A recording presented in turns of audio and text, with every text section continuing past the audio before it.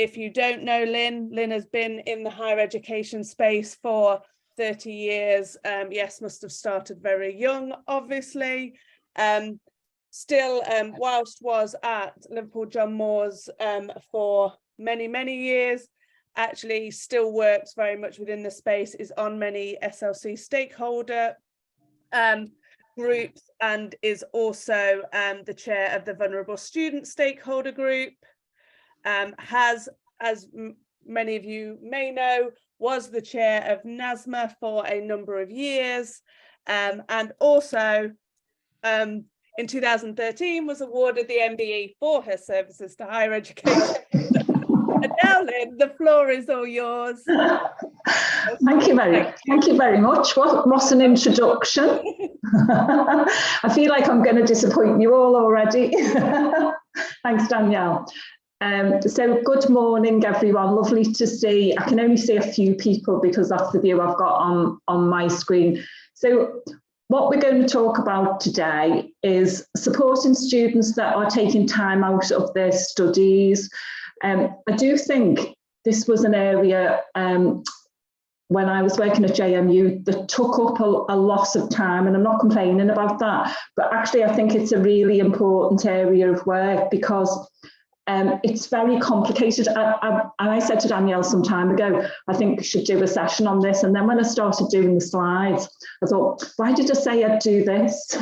because it definitely is a bit of a minefield. Okay, so we have only got an hour, and I don't intend to talk for an hour because I'm sure you've got questions or thoughts. So we'll move on. I think just to say we're just going to focus on full-time undergraduate students because there are different rules around other students, okay, and these tend to be the ones that we see the most of on our institutions, okay. Keep putting your thoughts, questions, issues in the chat. I can't see the chat at the moment, but Danielle's monitoring it and we'll come back to it later, okay. So obviously now after trying it, it's not working right. So this is what we're going to talk about primarily about the importance of embedding advice before, during and after students have been on a leave of absence. So how we can weave that into our everyday work, understanding the processes that SFE and SFW follow. I know SAS have a different process.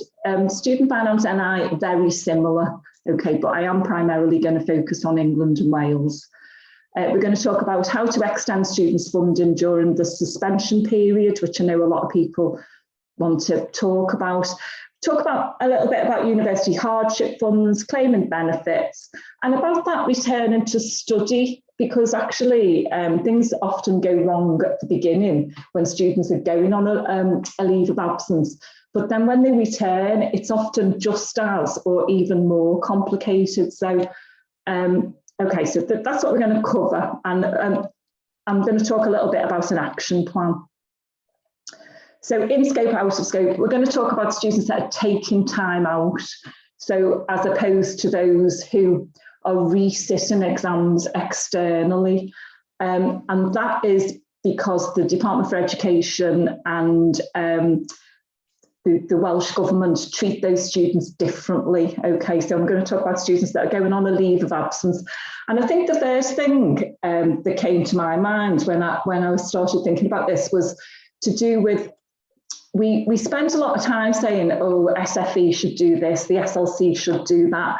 But actually, when you look across the sector, we all use different words and phrases. So we think, oh, we want Student Finance England to treat people the same. But actually, we all do things differently. So the terminology used, for example, we talk about a leave of absence, that would be what I would talk about. But we also see things around temporary is such a hard word to say, withdrawals, or students that intercalate, and I'm not talking about the medical intercalation here. So taking time out, some institutions refer it to intercalating. And so you can understand why there are issues across the sector generally, can't you, when you see that? If you think about somebody temporarily withdrawing, are they actually leaving the course? Is it a leave of absence? So I suppose just thinking about that, what does your institution call it?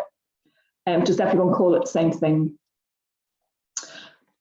Before we start, it'd be really good if you put some of your issues, queries, worries, concerns, good positive experiences maybe in the chat, and Danielle's going to monitor it, and we'll come back to it a little bit later.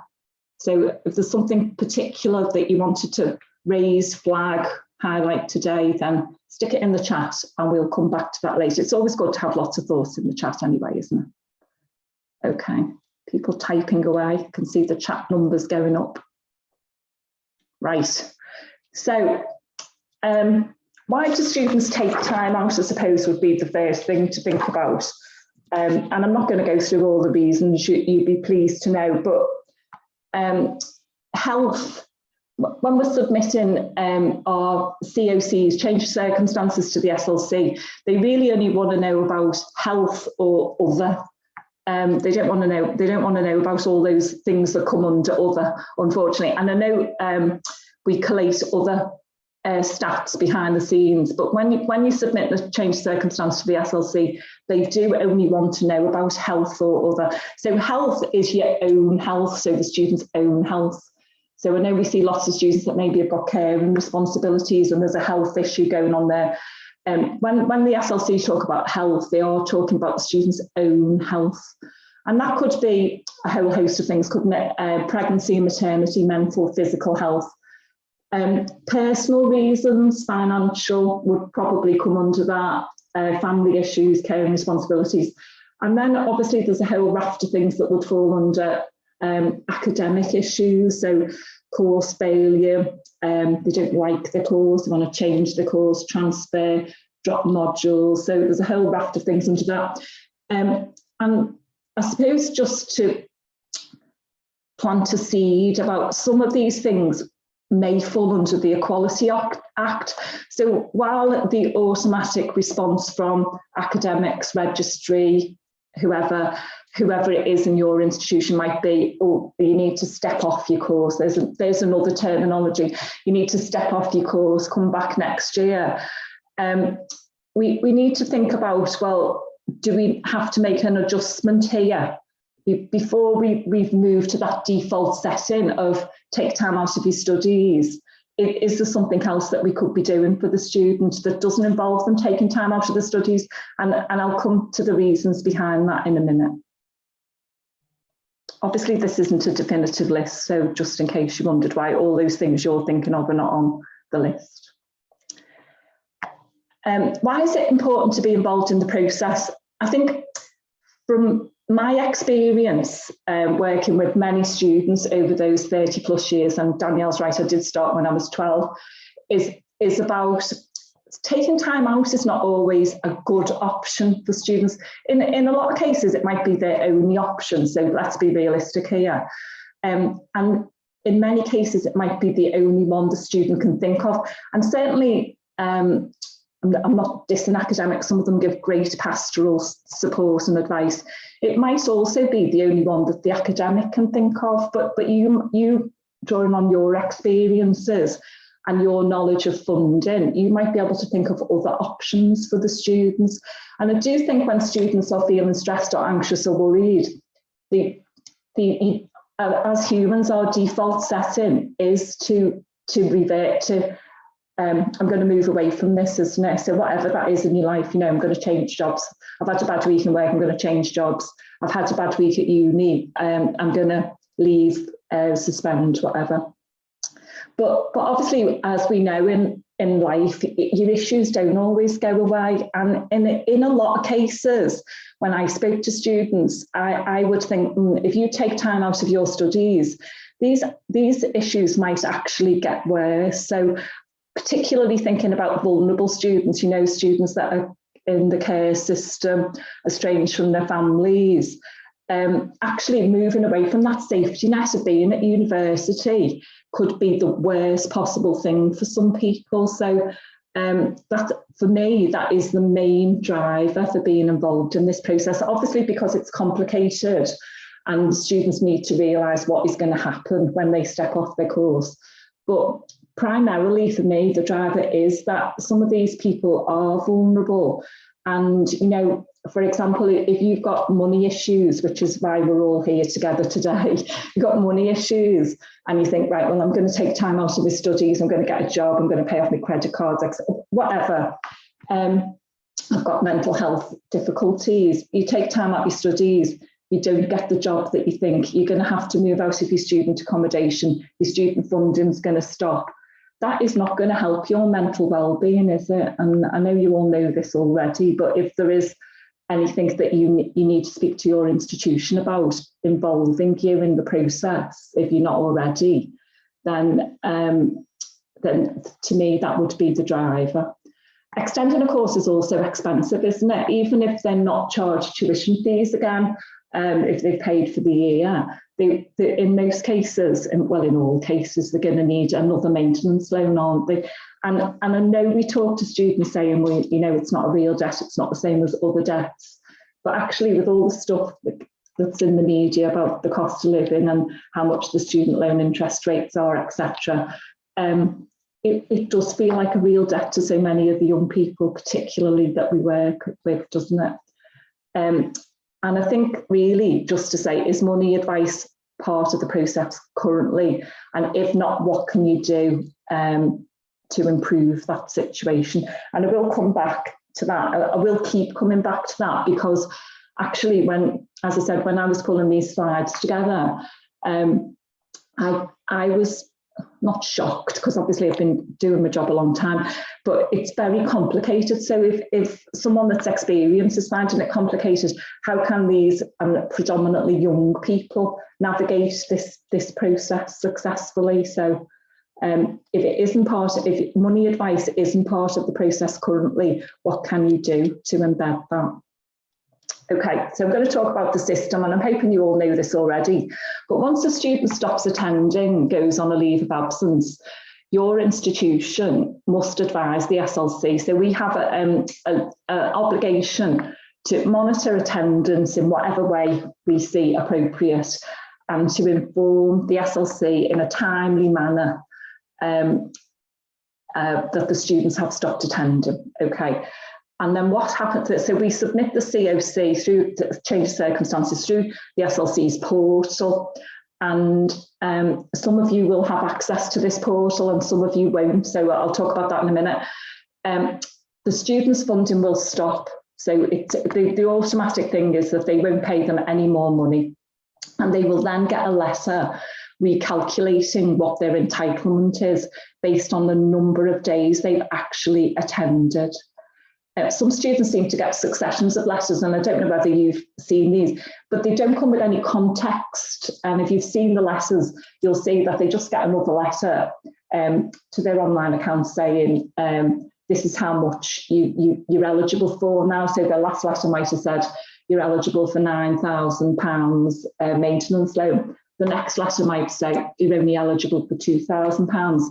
And it will also say you've had an overpayment, which I'll come back to in a minute.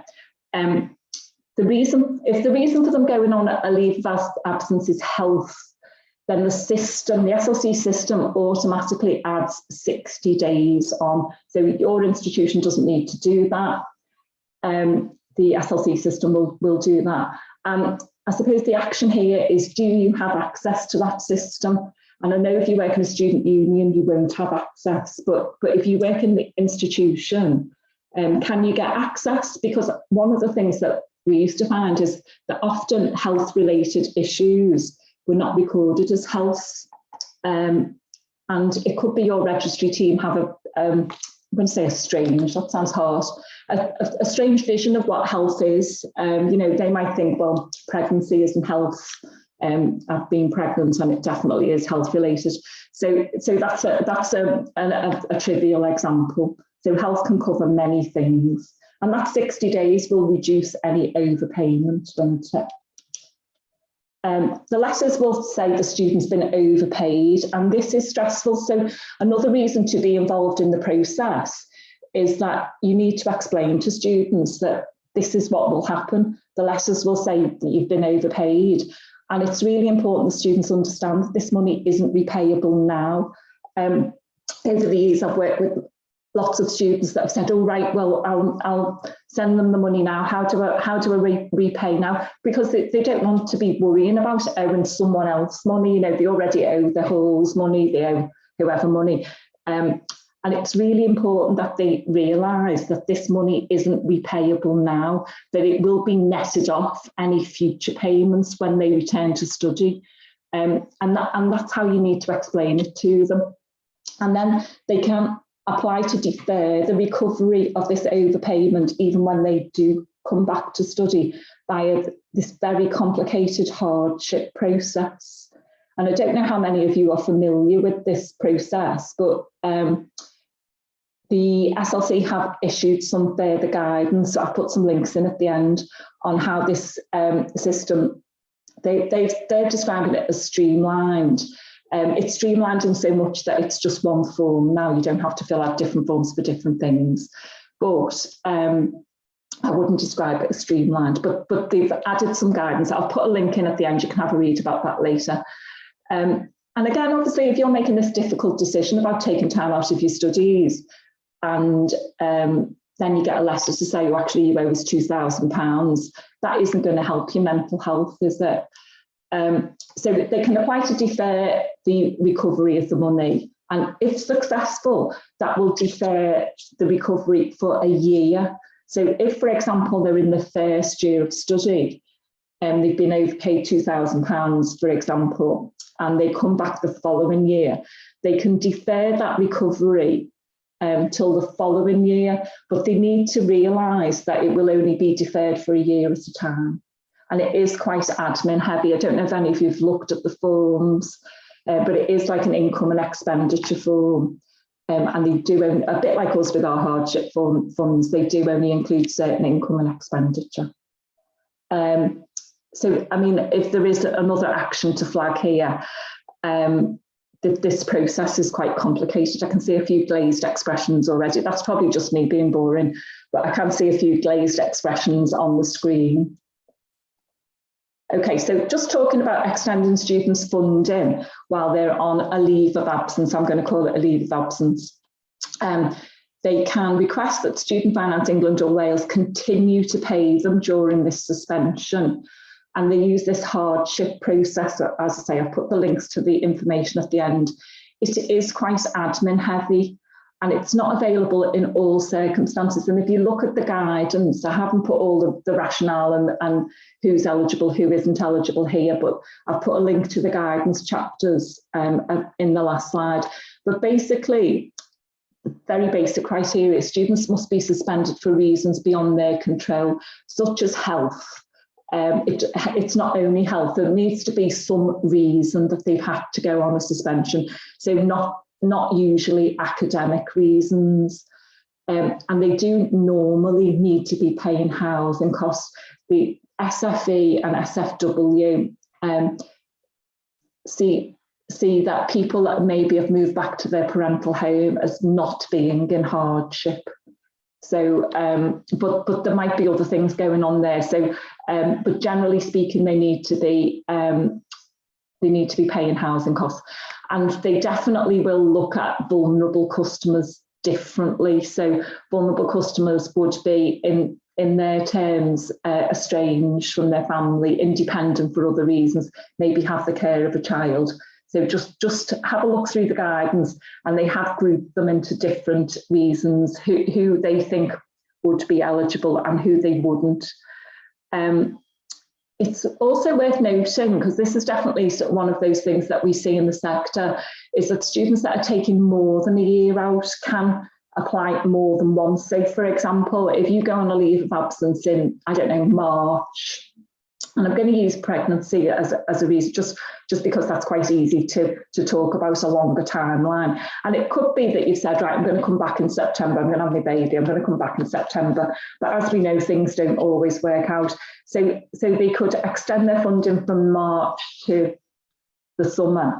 And then if they don't come back the following year for reasons like CPR, which would be having a child's fairly compelling, then they can apply to extend their funding the following year. And that is definitely something that people don't either ask about or think about. And again, there's some stuff in the guidance about that. Have a read when you get time. They do need to have a live application. So they do need to have put in an application for the relevant academic year. When I'm talking about an application for funding. And your university will need to confirm that they are registered. And they won't be registered, will they? Because they are taking time out of their studies. So there is a manual way that your university can do this. And this would be another good thing to talk to your registry team about, because I do find that a lot of registry teams are reluctant to do this because they're saying, oh, actually, no, they're not attending this year. I don't want to confirm them on the system, but it's a manual process. They wouldn't be eligible if they're an external student. So that is if they're just doing exams, submitting coursework for academic reasons. But they're out of scope of this session anyway. Okay, so I just wanted to touch on eligibility for institutional hardship funds, because certainly across the NASMA sector, lots of stuff on the mail base intermittently about do you let students apply for hardship funds if they're on a leave of absence? And then some people will say, oh, we do the calculations differently. And this is a question for you. Do you allow students to apply? And how would they even know about this? So that's, again, that's back to being involved in the leave of absence process, isn't it? And how do your assessments vary during the leave of absence? And the ultimate question is, are they fair and reasonable? And whereby you might say, right, well, if they're getting full funding, unless they've got exceptional circumstances, we might not give them an award from our hardship fund. But if they've actually gone on a leave of absence because of financial reasons, this might be a time when they really do need your help. So it's a question for you. I'm not expecting you to answer. But the other things like care experienced or estrangement bursaries, do you continue to pay them? We would sometimes do like pro rata payments for care experienced students. And we'd look at estranged students on a case-by-case basis, because they're definitely very vulnerable, aren't they? And actually, that might be a lifeline for them. So it's really just something for you to think about, and making sure that your processes are fair and reasonable. We shine a light on the SLC's processes about them not being fair and transparent, etc. But are our processes fair and transparent? Claiming means tested benefits. Okay, so being on a leave of absence, and some of you will know much more about benefits than me, does not change your eligibility criteria. So, they're still classed as receiving education, even though they might not be attending, and their student funding might have stopped. So again, going back to, I think it was the second or third slide, when we're looking at students who see going on a leave of absence as their only option, maybe for financial reasons, they might make an assumption, oh, I'll claim benefits, I'll get help with my housing costs, etc. So it's really important that that is explained to them at that point. Obviously, students can claim PIP, so they can claim that while they're studying. And again, that's complicated. So is there someone in your institution again? So if they develop health issue or a disability, they can claim PIP separately. So I'm not talking about means tested benefits here. So I suppose the question really is, do advice staff understand the benefit rules? And Fatima obviously is a benefits expert, but is there someone that you can rely on to give the right advice? So I've just got a couple more slides, and then we'll end and we'll have a bit of a chat. So council tax, being on a leave of absence doesn't change your student's status for council tax reasons. They remain exempt, and they should be provided with a certificate to say this if required. But practice across the sector does vary, and I've spoken to a few institutions that say, oh no, we wouldn't give them a council tax certificate if they're on a leave of absence. So the regulations do say the periods of intercalation remain within the normal period of the course. So I'm using the term intercalation there and not leave of absence. And I suppose the action from this is, do you know what happens in your institution? And again, if you have students that contact you before they go on a leave of absence, do they know what they need to do? For example, if they're going home to their parental home and their mum's on benefits, do they know how to get a certificate if they need one? And I think that just the last couple of slides really about students knowing, do they know when to reapply for funding? So if you think about comms being set up on your, I don't know, whatever it is, your student portal, would they get a reminder? Because most students that are there all year round, so not on a leave of absence, they will get reminded, won't they, either by emails or texts or whatever. If your students are away from the institution, how do they get reminded? Do they know when to apply? Do they know how much fees they're going to be charged? When they come back, it could be they're being charged full fees, but it might not be. It could be that they've done the year over 2 years. And remember, if they've had their overpayment, when they reapply for the funding the next year, they'll have had they'll have the overpayment taken off their student finance. If they're not returning to do a full year, so if going back to like the modular type course, so if they're only coming back for say 1 semester or 1 term or 2 terms, what will happen in relation to them finding accommodation, both securing it and paying for it, because they're only going to get pro rata money, aren't they, for if they're not coming back till, for example, till the 2nd semester after Christmas. So just some things to think of. Do you have accommodation that you would signpost to if they're moving to student accommodation again? So it's just some things to think about when students are returning. It's not just so straightforward. Oh, they're coming back, they'll get the whole year's funding, they can move into student accommodation. It's not that simple. And I think particularly in areas of the country where there's a lot of pressure on student accommodation, landlords would expect them to take out a contract for the whole year, even if they're not getting funding for the whole year. So I suppose this is just a bit of a summary, conscious of the time, we're okay. Is it possible to embed money advice into your current leave of absence process? So for example, do academics need to sign it off in your institution? If so, is there a way of, I don't know, is it online form? Could that be signposted to yourselves? Some universities have auto emails giving advice and guidance or linking to fact sheets or websites. You can't beat a discussion. And I think one of the things about going on a leave of absence is that some students feel ashamed. There's a shame, and I know there shouldn't be. But so they don't want to talk to anyone. They think, well, I've already spoken to my tutor, I don't want to talk to anyone else. So I suppose it's just making sure that you give the right advice at the right time, isn't it? So if you're seeing them when they're going on a leave of absence, you don't necessarily want to give them the whole, all that advice, because you know what's going to happen in relation to your benefits, your council tax, your return to study. That is a lot of information to take in, isn't it? All of that time. So good advice is the right advice at the right time, isn't it?